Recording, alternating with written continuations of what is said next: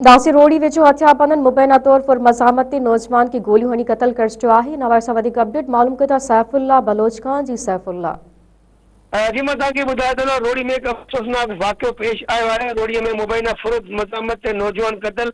रोड़ी जिला के झांगड़ो थाने की हद में मुबैना फुरुद के वाक़े दौरान मज़म्मत करण जे नौजवान सनाउल्ला पुट हाजी मोहम्मद सन गबोल के गोली हणी कत्ल करे छॾियो। वाक़े मूजिब क़ौमी शाहराह ते वेझो ॻोठ खैरू खान जिस्कानी वटि प्यारेवाह जे रहवासी सनाउल्ला गबोल नामालूम 5 मुसला जो अब्दुल अताब फुरुद जी निशानो बणियो। जवाबदार 2019 मॉडल थ्री मोटरसाइकिल खसण दौरान मज़म्मत ते नौजवान मथां फायरिंग कई, जंहिं नतीजे में हू मौके ते ही फौत थी वियो। वाक़े खां पोइ जवाबदार मोटरसाइकिल छॾे फरार थी विया। इतला मिलण ते पुलिस पहुची लाश पंहिंजी तहवील में विझी छॾी। पोस्टमार्टम लाइ रोड़ी तालुके अस्पताल मुंतक़िल कयो।